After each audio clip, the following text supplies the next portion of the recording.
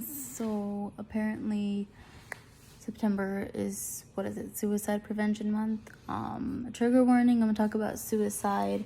I'm gonna try and not be like detailed about my own suicidal ideations and but I can't guarantee that won't happen. So just like a warning, heads up. So trigger warning for suicidal ideations, suicide attempt or attempts, sexual abuse, sexual assault. Although so I'm 27, I've had suicidal ideations and wished I was dead for probably more than 70% of the time in the last, I can't do math, more than half my life. So but today I wanted to share, so I have a lot of thoughts about the way people treat people with suicide, who have suicidal thoughts, psych wards, and the way doctors, very specifically doctors, nurses, even the nurses, ER physicians, the way we are treated, the way I've seen people being treated I've been very lucky to, that's not what I want to make this about, and also just warning, this will be a long video, as usual as my videos are. I also just have thoughts the ways I've seen a huge difference, and I've talked to a lot of people in how they feel. There's a huge difference from what I have noticed, the way psychiatrists treat those of us patients, in general, especially when you have suicidal thoughts, in general, versus the way therapists treat you. I feel like psychiatrists fall into the same category that doctors and nurses treat us, the very black and white way. They don't generally listen to us.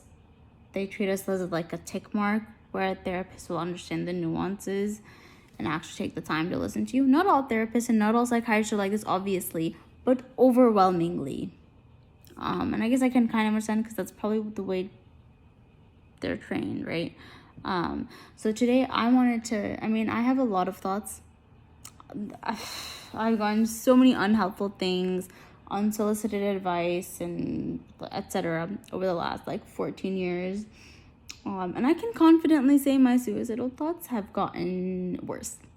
I think that's a thing that people don't want to talk about. I'll probably make a couple of videos about, I want to make videos about this for forever, but how things that are helpful and things that are not helpful to say to someone who is suicidal when a loved one comes up to you, if you're someone that works in a hotline, what to say, what not to say, etc. And take what I'm saying with a grain of salt too, because what works for me, what I absolutely hate and does not help me, will work for someone else. What works for someone else will not work for me, will not work for third. We're all different people. We know this, right?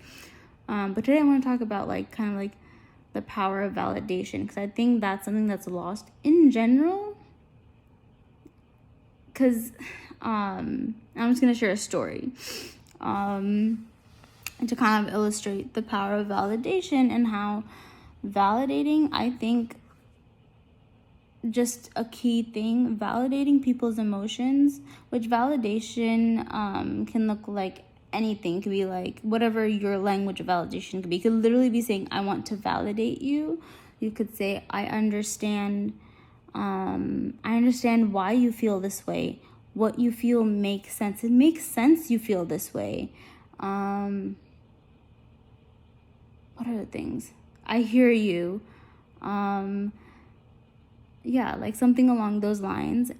And I think a big thing is, a lot of us, I'd argue most of us, have been invalidated. Our emotions have been invalidated from the moment we could talk. Because our parents were taught, and our parents were taught that they were supposed to toughen us up, right? Which, by the way, there's no such thing as toughening someone up. All that does is make the person suppress their emotion and not trust the people toughening them up. I'm not going to open up to you if you've tried toughening me up my whole life. And that's not our parents' fault. That's what they were taught. They were fed this lie that that's how you toughen up someone. That's how you get someone prepared for the real world, so they can take on critiques and criticisms. That's right. That's not our parents' fault. And if you feel anger towards your parents at the same time, that's valid. You can hold two things at the same time. Two very opposing beliefs can be true at the same time. 3 or 4 very opposing, quote unquote, opposing beliefs can be same as that. Hold truth at the same time. And so because a lot of us, or like I said, I argue most of us have been invalidated from day one, whether we're, and what can invalidation look like? Cheer up. I say it's like toxic positivity, like shoving rainbows up people's asses, right? Saying things like cheer up, or like, oh, I'm sorry you feel this way, but here, let me give you, like, and then you go into giving unsolicited advice on how to fix them. You trying to make someone feel happy versus holding space for people's emotions. I'll speak from personal experience. Like, it's because a lot of us have experienced this. We now have we might have, maybe I'll just use me, but when I'm talking about me, just think of me as in, you can apply what I'm talking about myself in terms of like a lot of people, right? So because I've been invalidated so much, I feel the need to defend my emotions, and I've had like bigger emotions. I have borderline personality disorder. I also have like, I think I was diagnosed with DID. I don't know if I agree with that, but I have psychogenic seizures, and I have dissociative fugue episodes, and like dissociative amnesia, and I have like OCD, and like, as my friend said, a buffet of mental illnesses. And these diagnoses are important for me because that's like, it's just, what do you call it? It's the same as like when you are diagnosed with diabetes. There's a very different way. These diagnoses are meant to be for your providers, for your therapists, to help you come up with way to like for coping skills or tools or a way to heal you, or etc., etc. But because anyway, so going back to my point, like I've been invalidated a lot, right? So now I feel a lot of big emotions. I feel things very intensely. Like that's quite literally a part of borderline personality disorder, is like you feel things a lot more. Your emotions are more intense than you feel things more intensely than others. So there might be like a bigger reaction or like whatever. But because we've been invalidated, back to my point, because most of us, probably I'd argue all of us, because of the society that we grew up in, because the society that our parents grew up in, that taught our parents that they were supposed to toughen us up, they ended up unintentionally invalidating us, and invalidating a small child constantly can be harmful, right? So like so like a lot of us, because we've been invalidated, it's like a lot of times what will happen is like we might end up feeling, okay, I'll just say I end up feeling, I think a lot of us feel it. We might end up feeling the need to like use very like, we start to feel things more intensely. And, but I'm just gonna get to the story. So back in 2021, I think sometime around February, trigger warning, I'm gonna talk about the suicidal thoughts pretty intensely now. I had suicidal thoughts. I mean, when do I not have suicidal thoughts? But I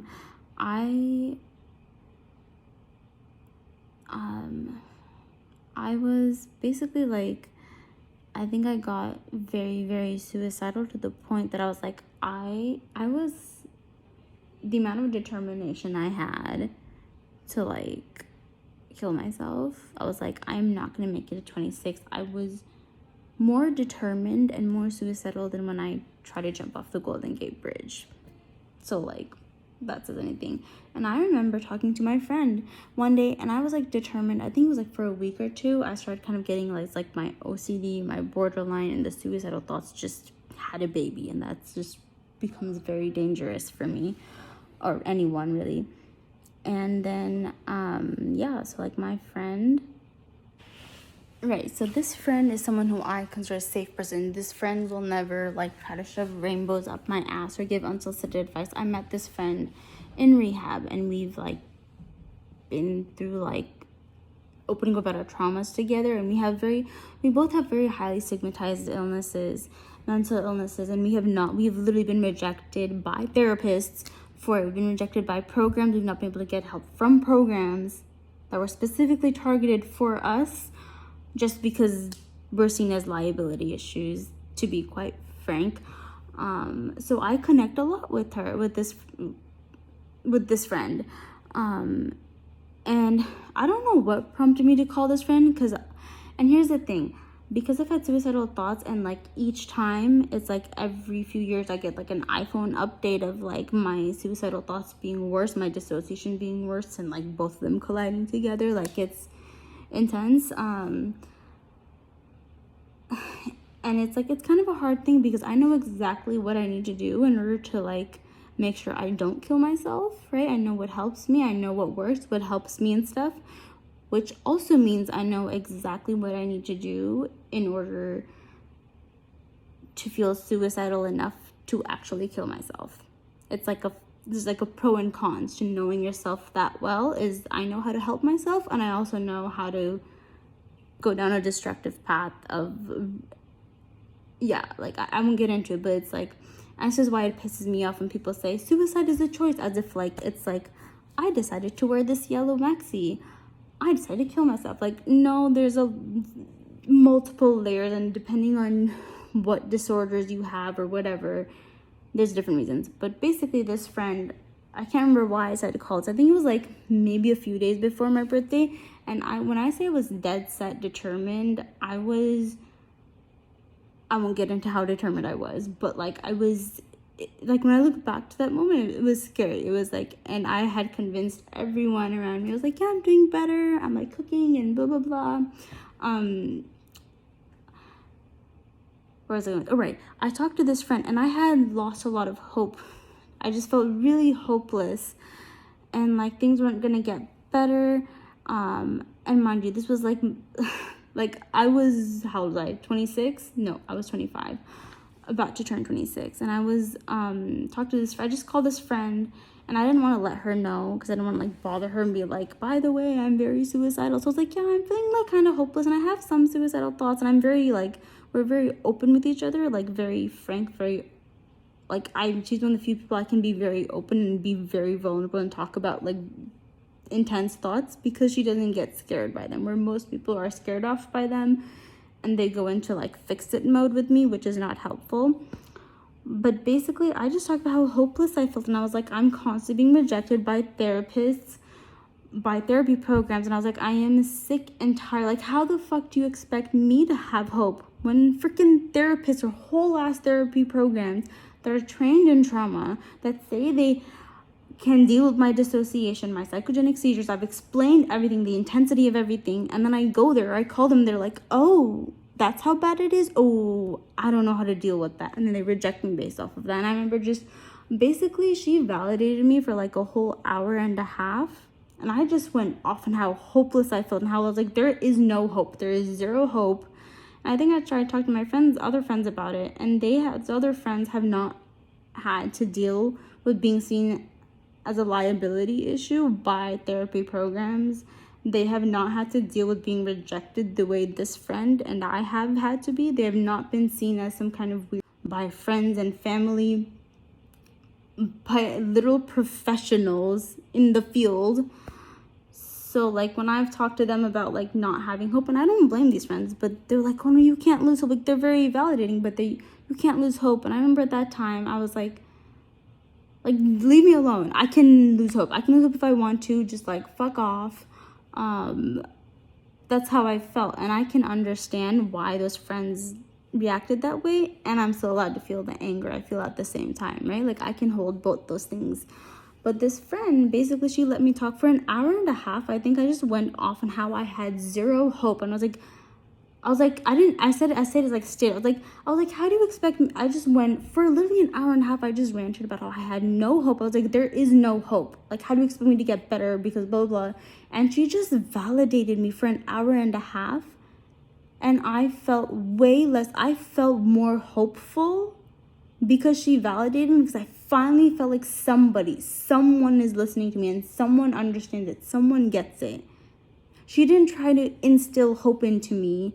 She wasn't trying to like funnel me with hope by giving me solutions or just being like, no, you have to have hope because blah, blah, blah.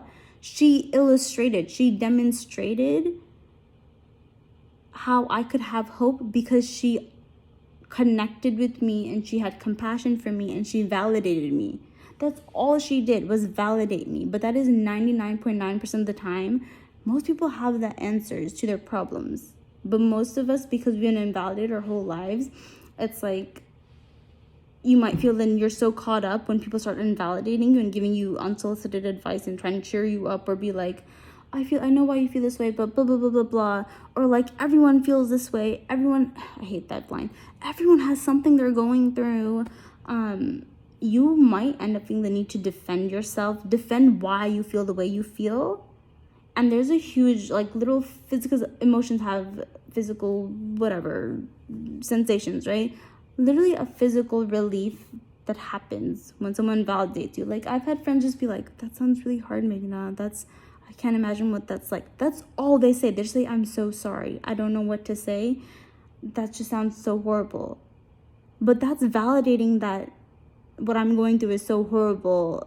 And, and after talking to that friend for an hour and a half, she let me go on for an hour and a half about how much like no hope there was in the world, and like, why would I continue? Give me one good reason why I'm supposed to continue, why I'm supposed to have hope when fucking professionals, therapists, whole ass trauma therapy programs have given up on me. Why should I? And she was like, yeah, that makes sense. And she understands personally, right? That made me way less suicidal just from her validating me. And then we went on to talk about, I forget, whatever it was, right? And I understand that when people have big emotions, it can be hard for you to deal with that, right? You might not have the emotional capacity to deal with someone going on about how they have no hope or intense emotions, and that's okay. But also, don't try to fix people. Like, you have to check in with yourself and be like, do I feel really bad about my loved one talking to me? And now I'm trying to fix them because I can't deal with the fact that they're feeling horrible and now I've internalized those emotions? Or am I actually doing some things? Am I actually focusing on what they need? And you could literally ask someone. But yeah, I just wanted to share that, like, all she did was validate me. And I was so suicidal. But she just validated me, and that made me have hope. She wasn't trying to instill hope in me. She showed me hope by validating me. And this is like the most longest video to just but yeah, I just kind of wanted to share that because I think people forget how much validating people can help, how much kind of like the power of validation, because most of us have been invalidated our whole lives